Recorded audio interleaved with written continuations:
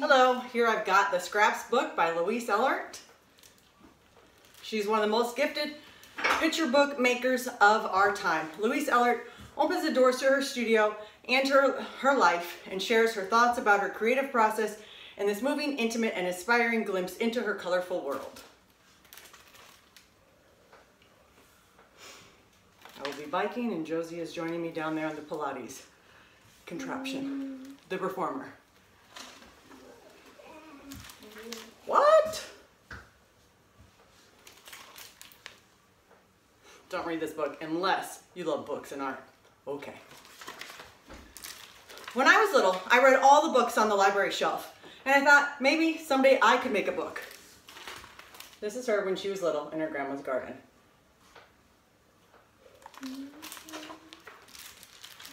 This is her mom and her dad hunting asparagus. She was lucky. She grew up with parents who made things with their hands. And here's her house that she grew up in. Her mom loved to sew. She had colorful fabric, scraps, buttons, lace, ribbons, and many scissors that she shared with me. I started sharing scissors with Josie when she was about 2. Everyone thought it was crazy. Her dad had a basement workshop. He gave her wood scraps and taught her how to paint, saw, and pound nails. So I had wonderful art supplies and tools close at hand. One of Josie's favorite activities this summer was using hammer, nails, and wood. In a small corner of our house, Dad set up a folding table for me. It was my spot, a place to work and dream. When I grew up and left home for art school, my table went with me.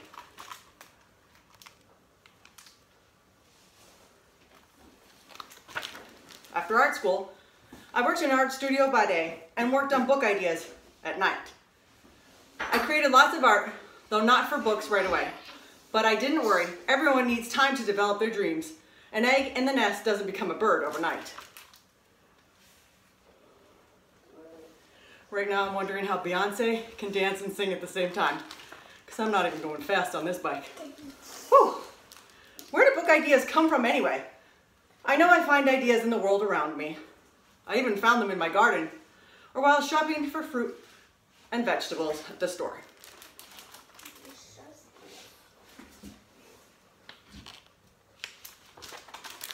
When a squirrel slipped into my house, a book idea walked right up to me. This image is from her book called Nuts for You. What? There he goes, up the bricks, on his claws. He steals seeds and eats with his paws. And Martucci. Here's a book full of words and ideas, or a page.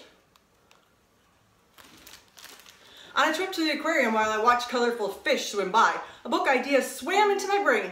I sketched and made notes before it floated away. Here's a little art aquarium idea. She's got a lid that's the background, like from Hormel meat, little meat pack, or like a Glad container. Used yarn, construction paper. I keep my eyes open and an idea may be close by. Josie.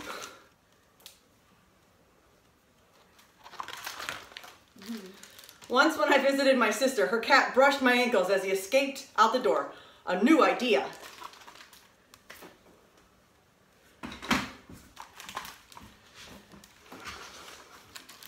After writing a story, I sketched the whole book, figuring out what to illustrate on each page.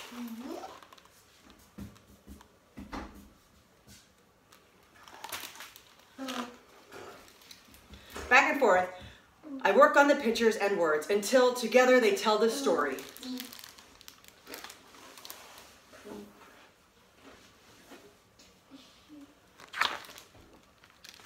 My art technique is called collage. I cut out scraps like pieces of a puzzle that I assemble and glue into place. Matisse and Eric Carle are famous for this as well. Matisse is the one who started it. I'm messy when I work. So are we.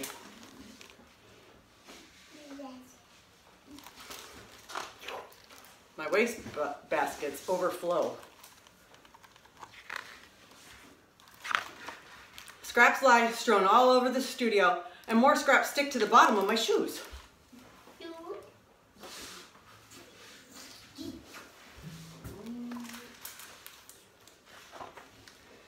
But when ideas are flowing, I keep working.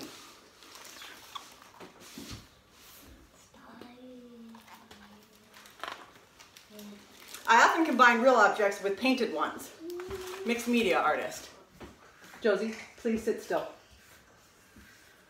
Josephine. I use old tools to create texture.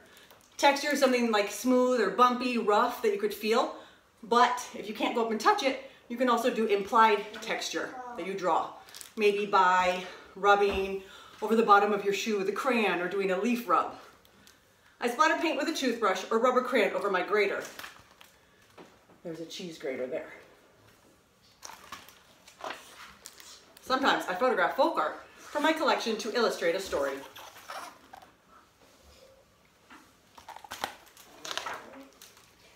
I use what's close at hand, just as I did when I was growing up.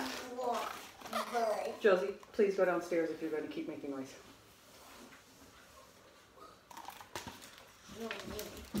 Sometimes I go for a walk looking for good stuff.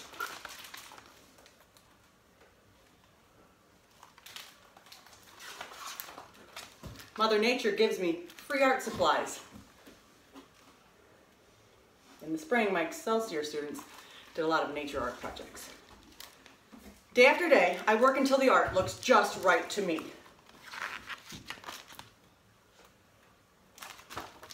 You might ask, why did I choose to become an artist?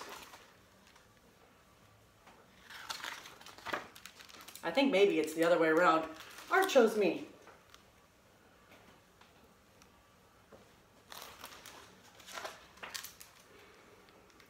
If you feel that way too, I hope you'll find a spot to work and begin.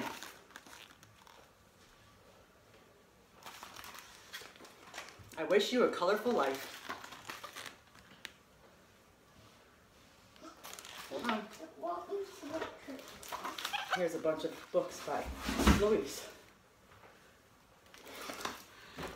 Hope you enjoyed.